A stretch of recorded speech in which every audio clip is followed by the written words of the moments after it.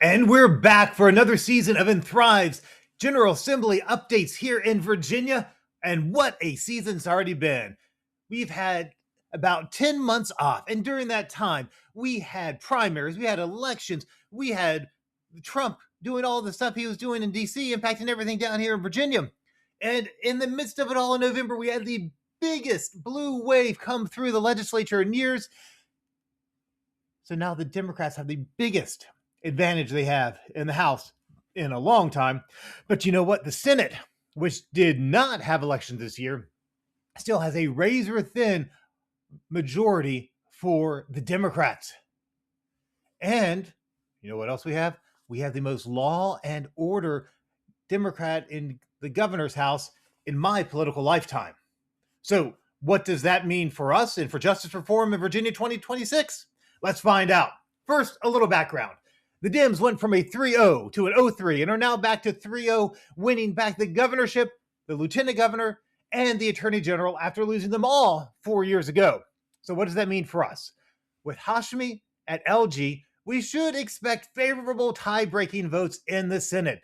With Jay Jones, we have a relatively progressive attorney general. How progressive remains to be seen.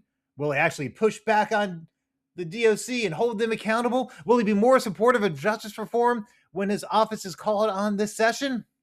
I can guarantee you he'll be more supportive than Mayari's office ever was, but we'll have to wait and see what that actually means for our work, because Spanberger in the governor's mansion is definitely an unknown.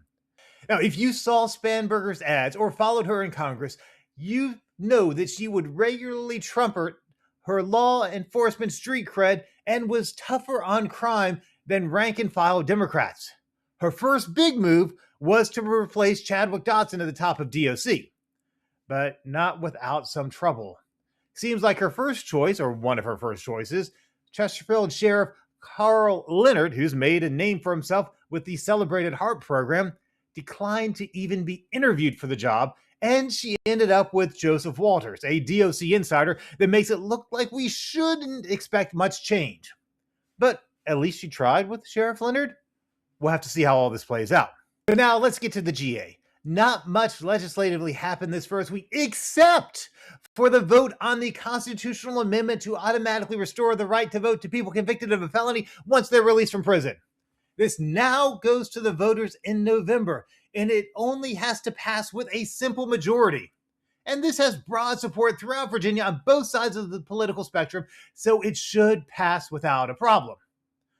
But only one Republican voted for it. Mike Cherry from Colonial Heights. He's a pastor who supported justice reform in the past. Not a single Republican senator voted for it.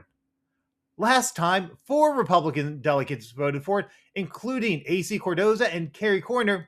Those are 2 R's that are no longer with us, rest in peace, as they lost their re-election bids.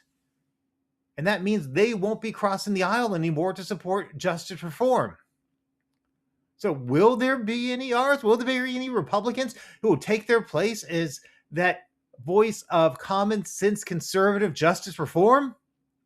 Time will tell, but I got my eyes on a couple folks here. First up is Delegate Tony Wilt out of the Harrisonburg area. He's a longtime member of the Public Safety Committee, and he's in the same district as the Valley Justice Coalition. Now, this group, led by Harvey Yoder, is an incredible organization that's out there raising those issues in a relatively conservative part of the state. And you know what's happened? After years and years, Tony Wilt is actually carrying a piece of legislation for parole reform that the Justice Coalition has asked them to carry. This could be a sign of a change. We'll have to wait and see. Another possibility is Delegate Bryn Williams, who carried Reform Alliance's legislation last year to work on reentry. But, you know, he did not vote for the amendment either. So what will happen? We'll have to see. One of the problems when you have these big wave elections is you lose a lot of those moderate folks from the other side. I saw this happen in Arizona when I was doing work down there. They had a lot of Democrats all of a sudden win, and all of those moderate Republicans that were carrying the banner on the right for justice reform got swept out of office. So we'll have to see what this means for the Republican Party in Virginia. Who will be the voice for common sense justice reform on the right? Okay, enough of that. Let's look at the legislation for this year. What should we expect from legislation? Right now, I am tracking 34 bills, and those are just the ones that have been assigned to the Public Safety and Courts of Justice committees in the House and the Rehabilitation and Social Services and Courts of Justice committee in the Senate. We'll get into specific bills next week, but the word I'm hearing from House and Senate leadership is they don't want to overplay their hand.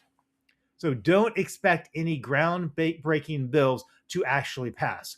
Look for bills that were vetoed last year or ones that are addressing a specific concern, like ICE or parole, to actually advance this year. It will be interesting to see if leadership can keep the Dems in line. With such a large majority, expect to see more splits in the caucus than we've seen these last several years. But what will happen? Will we get some surprise bills passed? Will some get killed that we don't want to have killed? You have to come back next Sunday to see the wrap-up of the first full week of the Virginia General Assembly with our second Virginia General Assembly Justice Update of the year. Thanks so much, and see you all next week.